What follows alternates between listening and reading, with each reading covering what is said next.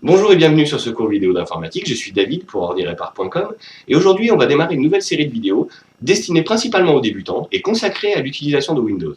En effet, dans mon entourage, dans ma famille, parmi mes amis, mais également parmi mes clients, de nombreuses personnes viennent me voir et me disent Oui David, je sais faire des choses, je sais aller sur internet, je sais un petit peu taper un courrier, mais je suis quand même pas très à l'aise avec tout ça parce que je comprends pas bien comment tout ça fonctionne et puis surtout j'ose pas trop toucher parce que j'ai peur de faire des bêtises. Si vous êtes dans ce cas, ces vidéos sont faites pour vous.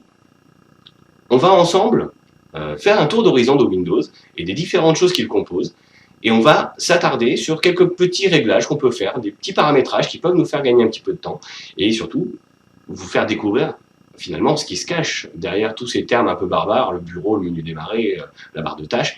On va revisiter tout ça ensemble.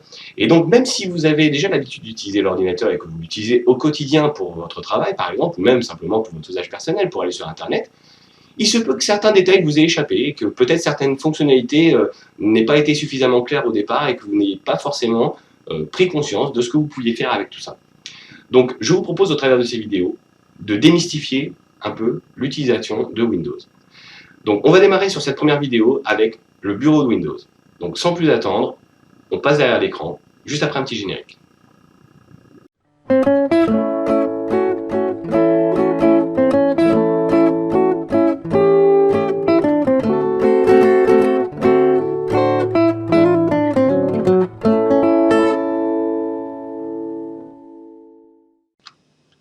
Eh bien, nous voilà à présent devant l'ordinateur, et lorsqu'on allume un ordinateur équipé de Windows, on arrive sur un écran qui est similaire à celui-ci.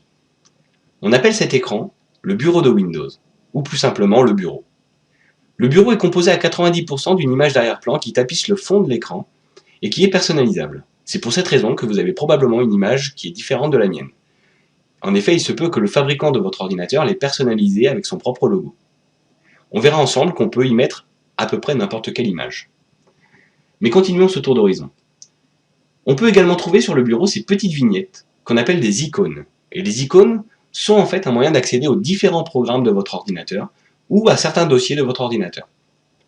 On trouve notamment une icône qui s'appelle la corbeille. La corbeille, comme son nom l'indique, est une sorte de poubelle à l'intérieur de laquelle vont se placer les documents que vous allez supprimer de votre ordinateur. Il faudra bien entendu penser à vider cette corbeille si vous souhaitez libérer de la place sur votre disque dur. En bas de l'écran, on va trouver une autre zone qui s'appelle la barre de tâches. La barre de tâches est composée de 3 parties. La première d'entre elles est ce bouton rond avec le logo de Windows à l'intérieur qui s'appelle le bouton démarrer. Si on clique dessus avec le bouton gauche de la souris, on fait apparaître un menu qui est le menu principal de l'ordinateur et qu'on appelle le menu démarrer. On verra dans une prochaine vidéo qu'on peut personnaliser ce menu démarrer. Juste à droite du bouton démarrer, on trouve la zone de lancement rapide. Cette zone de lancement rapide va contenir les icônes des différents programmes que vous utilisez le plus souvent. On verra également qu'on peut la personnaliser. Tout à droite, on va trouver une autre zone qui s'appelle la zone de notification. Cette zone de notification contient notamment l'horloge et diverses icônes qui vont vous permettre de savoir, par exemple, que le volume du haut-parleur est à 67% en ce moment, que vous êtes connecté au réseau, qu'il y a des problèmes à résoudre sur votre ordinateur. Et on va également trouver cette petite flèche, et en cliquant sur cette petite flèche, on verra quels sont les programmes qui sont en ce moment en cours d'exécution sur votre ordinateur. C'est-à-dire que ces programmes utilisent en ce moment des ressources de l'ordinateur. Mais revenons un peu sur le bureau, et regardons ce qu'on peut faire d'autre avec ce bureau. Si on clique avec le bouton droit sur le bureau, on fait apparaître un menu. Ce type de menu s'appelle un menu contextuel, tout simplement parce que selon l'endroit où on clique, le menu va contenir des options différentes. Par exemple, si je clique avec le bouton droit sur une icône, vous voyez que le menu est différent. Mais revenons sur le bureau et restons-y pour le moment. Si je clique sur ce bouton, je fais donc apparaître ce menu contextuel, et dans ce menu, vous verrez que certains éléments comportent une petite flèche sur le côté. Ça veut simplement dire qu'il y a un sous-menu. Si je pointe la souris sur ce menu, sur cet élément de menu, le sous-menu apparaît, et je peux choisir les options que je souhaite régler dans ce menu. Par exemple, on peut régler des options d'affichage et définir qu'on souhaite avoir de grandes icônes. Si je clique dessus, vous voyez que la taille des icônes a changé. Si je souhaite revenir à l'état initial, je clique à nouveau avec le bouton droit sur le bureau, je vais dans le menu affichage, et dans le sous-menu, je choisis icône moyenne. Voilà, les icônes sont redevenues comme tout à l'heure. mais on peut constater qu'elles n'ont pas retrouvé leur place d'origine. Ce n'est pas très grave. Sur le bureau, on peut placer les icônes à peu près comme on le souhaite. Si je souhaite déplacer une icône, je vais simplement dessus et je maintiens le bouton gauche de la souris enfoncé. Et pendant que je maintiens ce bouton gauche enfoncé, je déplace l'icône à l'endroit souhaité. Je peux faire ça pour n'importe quelle icône et les placer où je le souhaite sur l'écran. Ici au milieu, ou complètement à l'opposé. Je peux également demander, grâce au menu, à ce que Windows réorganise automatiquement les icônes. Si je clique dessus, toutes les icônes se sont déplacées et ont été rangées sur le côté de l'écran. Et ça évite justement d'avoir, comme on peut le voir parfois, donc je vais enlever cette option, certaines icônes un peu par-ci, un peu par-là, enfin ça devient vite la pagaille. Si je clique sur réorganiser les icônes automatiquement, elles sont automatiquement rangées. On a d'autres options qui nous permettent de trier ces icônes, soit par nom, par taille, par type d'élément ou par date de modification. Dans ce menu contextuel, on trouve une autre option qui s'appelle Nouveau, qui nous propose un sous-menu et qui nous permet de créer de nouveaux éléments, un nouveau dossier, un nouveau raccourci par exemple, ou tout type de document. Alors, si vous avez par exemple Microsoft Word installé dans votre ordinateur, vous pouvez directement à partir de ce menu créer un document vierge. Je n'ai pas Microsoft Word installé sur cet ordinateur, mais je vais par exemple créer un nouveau document texte vide. Je clique simplement pour ça sur Document texte. Et vous voyez que sur le bureau est apparu un nouveau document texte. Pour l'instant, je ne vais pas m'attarder sur la façon de renommer ce fichier, mais si je clique dessus, je vois que je peux l'ouvrir et écrire à peu près ce que je veux dedans. Pour fermer les programmes, on a toujours cette petite croix rouge qui nous permet de fermer l'application. Vu que j'ai modifié le texte, il me propose d'enregistrer le document, ce que je ne souhaite pas faire. Et on va voir maintenant qu'on peut également supprimer cette icône. On peut supprimer ce document. Si je clique dessus avec le bouton droit de la souris, j'obtiens un menu contextuel propre à ce document. Et dans ce menu, j'ai l'option Supprimer. Je clique sur Supprimer. Il me demande confirmation, je dis oui. Et vous voyez que l'icône de la corbeille a changé. Elle contient maintenant des choses. Je vais cliquer avec le bouton droit sur la corbeille pour la vider. Je suis bien certain de vouloir supprimer ce document. Je dis oui. Et la corbeille est à nouveau vide.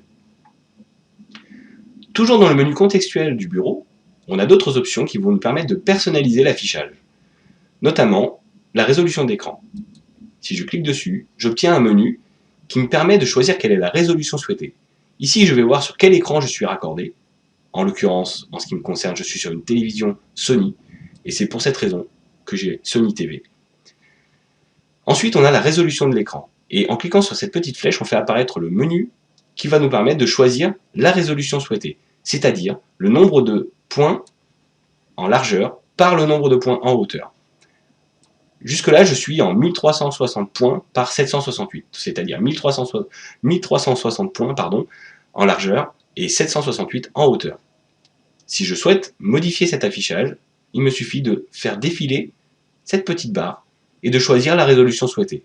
Bien sûr, plus la résolution est basse, plus les icônes vont apparaître grosses et plus le texte va être gros.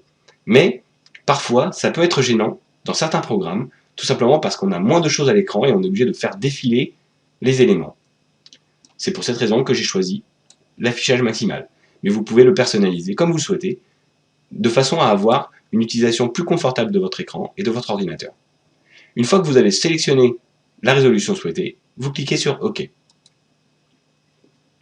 On peut également, depuis le menu, accéder aux gadgets. Alors, le bureau de Windows peut être équipé de gadgets. On va cliquer dessus et voir ce qui se passe et ce qu'on nous propose. On a une fenêtre qui apparaît avec plusieurs gadgets disponibles.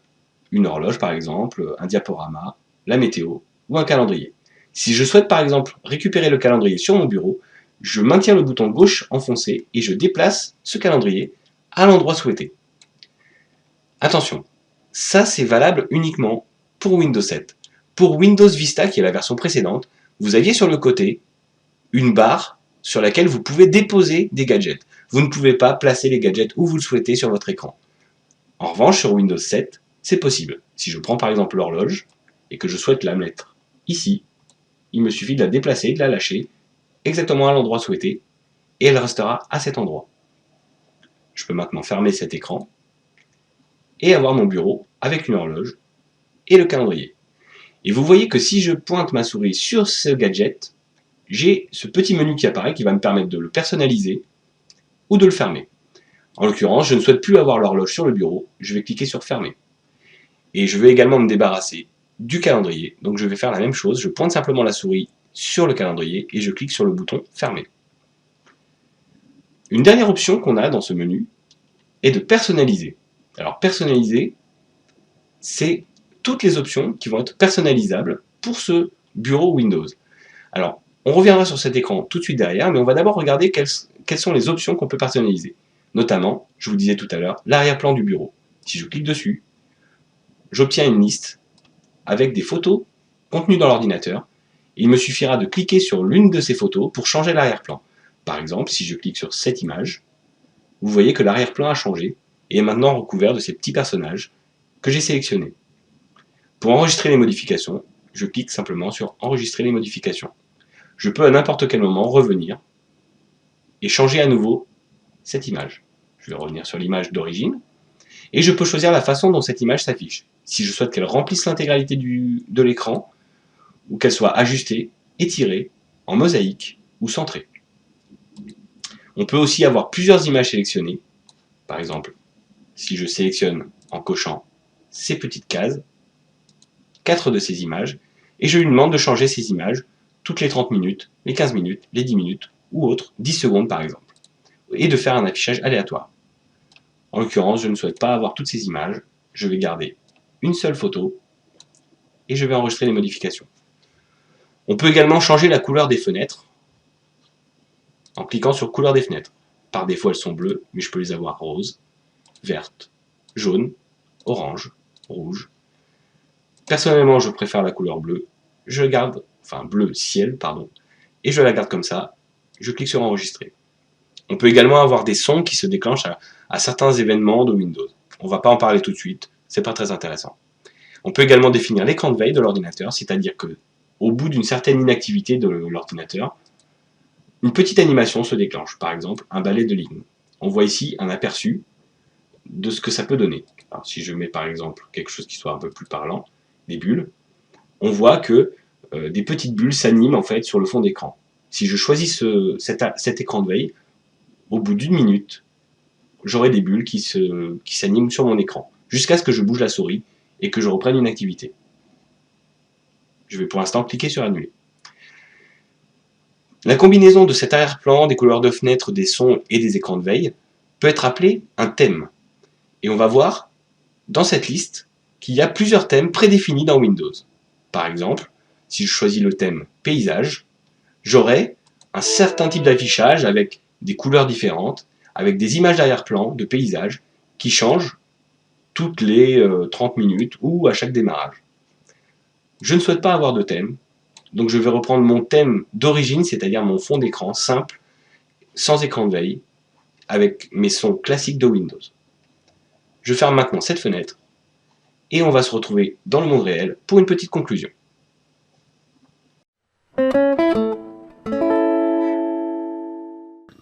Et bien voilà à peu près ce qu'on pouvait dire du bureau de Windows. Donc on a vu ensemble qu'on pouvait personnaliser l'image de fond, qu'on pouvait déplacer des icônes sur le bureau, qu'on pouvait en créer de nouvelles, qu'on pouvait changer les couleurs des fenêtres, qu'on pouvait placer des gadgets également sur le bureau, changer la taille des icônes. Donc ça fait pas mal de choses d'un coup.